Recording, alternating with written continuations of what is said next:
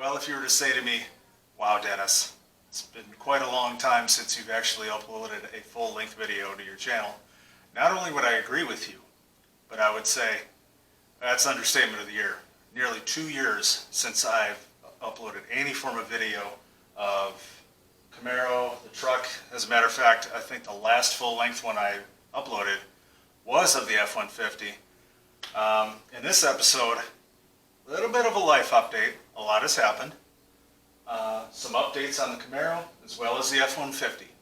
I'm Dennis James. Welcome to my shop.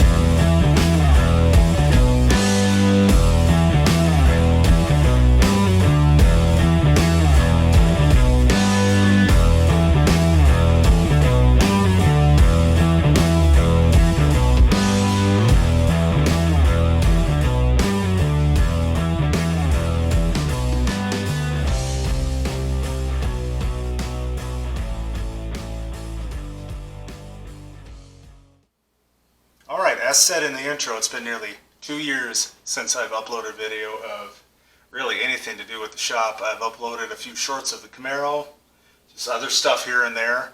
I actually took last year off to focus more on family, focus more on my house. We've done some renovations, so pretty much sum all that up. Priorities. You know how it is. Alright, now to the update on the Camaro and the truck.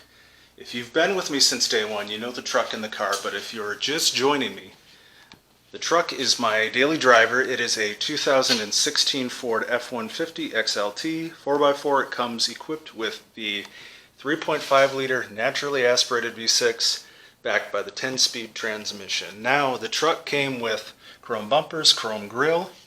The last full-length video that I uploaded to the channel was the replacement of the chrome grille with this Raptor style grille and the 3 amber colored lights that come with it.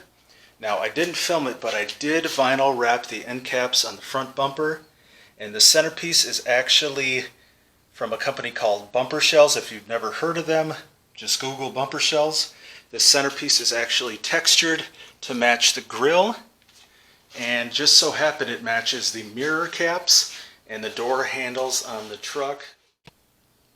Now, as far as any other mods, if you can call them that, on the truck, I have yet to wrap the rear bumper on it. That's still chrome.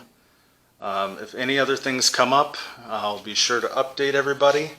And as far as that goes, that is it for the truck. Now on to the Camaro. And now on to the Camaro. If you've been with me this whole time, you know the car. You know what it's been through, but if not, I'd like to formally welcome you to the channel. This is my project. This is my 1981 Chevrolet Camaro. I purchased it in 2008. It came from the factory with a V6 and is now equipped with a small block Chevy 355 cubic inch engine. It is backed up by the TH350 transmission, stock rear end. It has long tube headers. As far as the exhaust goes, I know you're not going to really be able to see it under here right now, but it comes out of the header into 3-inch collector, downsized into a 2.5-inch pipe, back to a set of 40 series Delta Flow Flowmaster mufflers, which I'm hoping you can see actually dump out under the rear axle. You're not going to be able to see it, but if you watch other videos and other shorts, you'll be able to hear a few sound bites of it and actually see it clearly. Now, I know some of you have seen the car before but haven't seen it in a while. What happened to the Weld Racing Drag-Lite wheels? Well, I am not too much of a chrome guy as far as these cars go, but like maybe 50s, 60s, early 70s cars, I like it. On this, no, not really. And I know what you're saying. Hey, Dennis, you have chrome under the hood. Well, that's a different story. I decided to switch out the wheels to just your standard Chevrolet Rally wheel. Why? I don't know. I haven't seen them on second gen Camaros before, obviously in person, but so it's just taking a chance. On the back, they're just a 15x7 Rally wrapped in a BF Goodrich Radial TA that is a 235 60/15 tire. On the front is a 15x4 wrapped in, yet again, BF Goodrich Radial TA, but in a 155/80/15.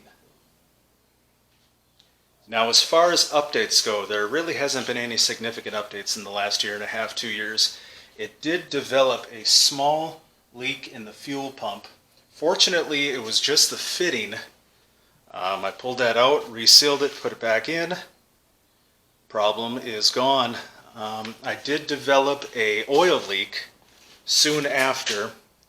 You're not going to be able to see it, but I did find out it was on the back of the intake. It was actually the fitting for the oil feed line which ran into the interior of the car, which fed the oil pressure gauge. So another simple fix, just tighten that fitting up and all is well. I also rerouted the battery cables. The positive cable, when it was installed on this, was way too big, way too long, and I had actually had it coming up and it went into the fender and came back out. Didn't like it, it just looked out of place.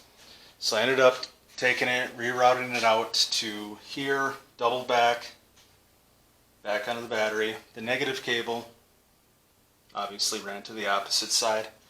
The ground I had coming off the negative cable to the body or frame, I didn't like it.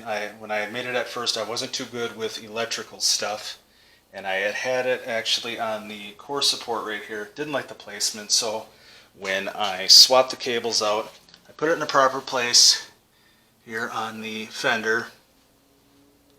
Looks a hell of a lot better than the other one did. So aside from tidying up some things under the hood, tidying up some wiring, and the obvious new wheels and tires, no other significant updates on the Camaro. Now, one thing I do plan on doing is replacing the 6-cylinder radiator with a much more efficient cold case radiator. Now, I've heard nothing but good things from, well, other content creators, other car people around town, and I'm going to be honest, when this is finally done and I check everything off my list to make it roadworthy, I plan on driving the hell out of this thing. I mean, she deserves it. She has sat for far too long, and you got to get out there, you got to drive them, you know, work the bugs out of it, get out there and blow all the carbon out of her. Drive the hell out of them. That's what you got to do. These cars, they don't deserve to sit.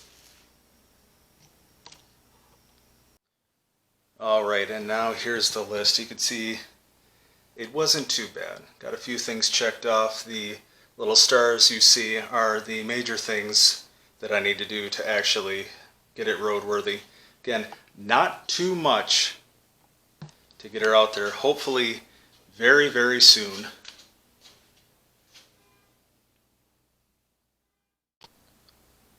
Now, another thing I'd really like to do is the reinstallation of the rear air shocks. Now, I have them right here. They are Gabriel Hijacker air shocks.